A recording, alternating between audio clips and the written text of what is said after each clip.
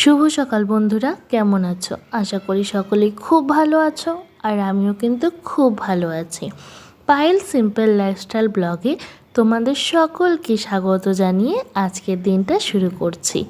দেখছো চারিদিক খালি সবুজ আর সবুজ, কীটাই না ভালো লাগছে, তাই না? আমার কিন্তু বেশ লাগছে। এটা ছিল বাড়ি ফেরার পালা।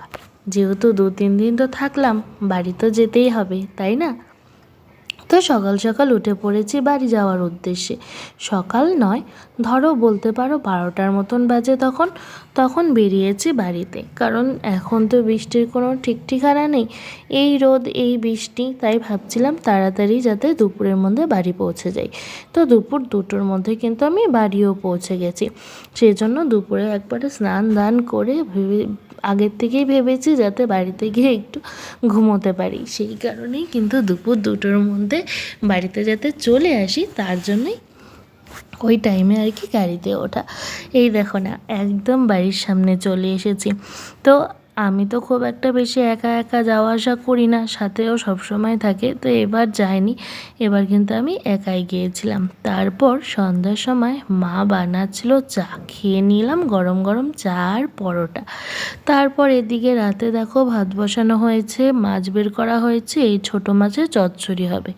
তারপর গিয়েছিলাম ডাক্তার দেখাতে, কারণ ডাক্তার এই কয়দিন ছিল না, বাইরে গিয়েছিল। তো সেই জন্য আমি ভাবলাম আমিও তো কিছুদিন পর থাকবো না, আবার যাব। তো আজকেই কেননা দেখিয়ে ফেলি, ছিল রবিবার, তো ভাবলাম না দেখিয়েই ফেলি। তারপর চলে গেছিলাম ডাক্তারের ওখানে।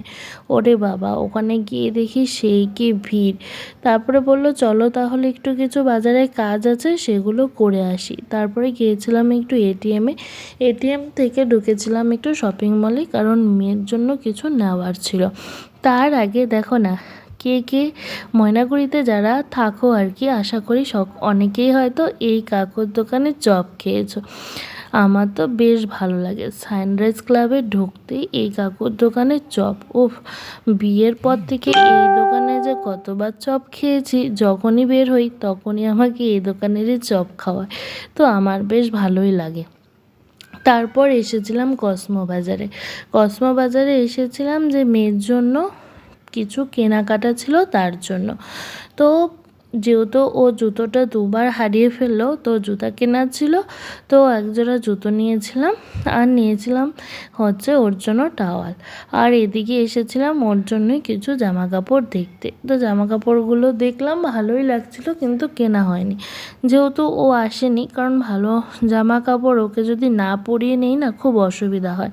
পরে না তো চেঞ্জ করতে হবে, হয়তো মানাবে না, বা হয়তো সাইজে একটু কম বেশি হবে, সেই কারণে আর নেওয়া হয়নি।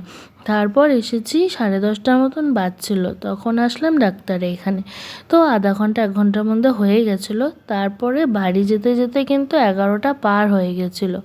তারপর বাড়িতে গিয়ে আর কি খাওয়া দাওয়া করে ঘুম দেবো, কারণ সকাল থেকে খুব বাড়িতে এসেছি, তারপর এসে ডাক্তার কাছে গিয়েছি, একটুখানি হয়েছে।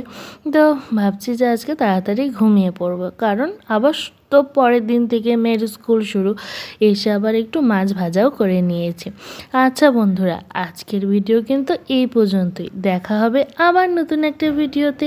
তোমরা সাথে থেকো, পাশে থেকো, আর নিজেদেরও খেয়াল রেখো, টেক কেয়ার করো। ওকে, তো চলো টাটা বাই বাই, আবার দেখা হচ্ছে নতুন একটা ভিডিও।